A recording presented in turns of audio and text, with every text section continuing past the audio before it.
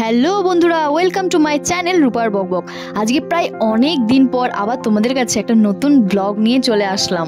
তো আজকে বছরের শেষ, কালকেই বাংলার শুভ নববর্ষ। তো আজকে মানে বছরের শেষের দিন আমাদের বাড়িতে পাঁচন রান্না করা হয়।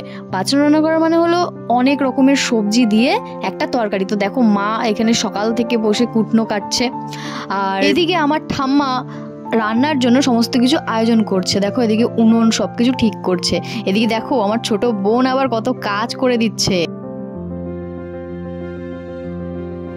তো চলো বন্ধুরা, আজকে পুরো দিনটা একটু তোমাদের সাথে শেয়ার করি। এদিকে আমার কাকিমা মশলা বাটছে, কারণ রান্নাতে তো মশলাটা মাস্ট তোমার দিতেই হবে। বন্ধুরা, বাড়িতে অন্যদিন গ্যাসে রান্না হলেও এদিন কিন্তু উনুনে রান্না করা হয়, কারণ উনুনে রান্না করার আলাদাই একটা টেস্ট। আর এদিকে দেখো আমার একটা লেজুর, ইনি হচ্ছেন আমার কাকার মেয়ে, আমার ছোট বোন।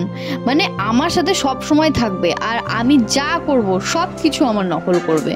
মানে কি বলবো, এত পাকা। বলো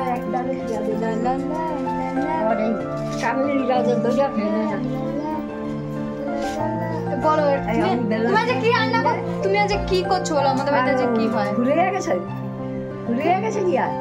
বলো, সারাদিন একটা দেখাতে হবে আমাদের। আরে পাচন সেটা বলো। আমরা তিতা ঝোল বলি। ও কি হয় আজকে একটু বোঝাও একটু দর্শককে, কি হয় আজকে। তিতা ঝোল হবে, তারপরে তো রাখি করি। কি রান্না করবা, কেন করে একটু বলো। এরা করতে হয়, বুড়া বুড়া করি আইসা তখন আমরা করি, বুঝেছ।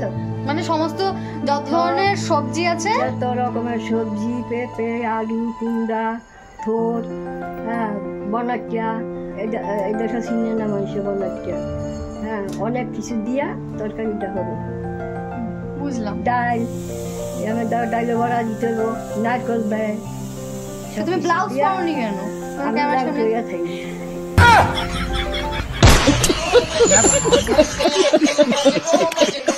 তো যাই হোক বন্ধুরা, ঠাম্মা একটু মজা করছিল। আর এরপরে হচ্ছে দেখো আমার পিসিও চলে এসছে, আর পিসি আসা মাত্রই দেখো পিসিকে এখানে রান্না করতেও দিয়ে দিয়েছি।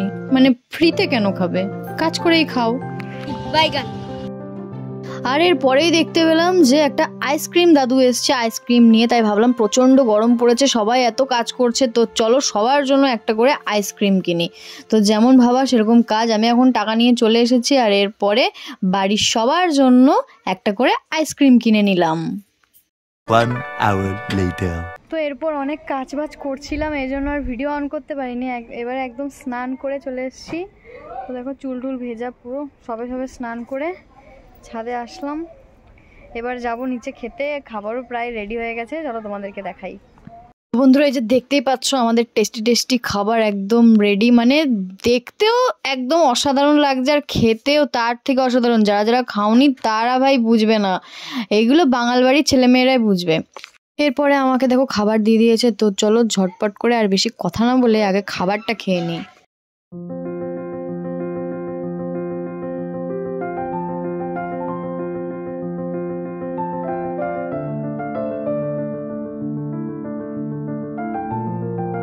চেটে পুটে পুরো থালা দেখো একদম সাফ করে দিয়েছে, দেখেছো এত তরকারি খেয়ে নিয়েছে। তো তোমার কেমন লাগলো খেয়ে? না, খুব ভালো লেগেছে, দারুণ।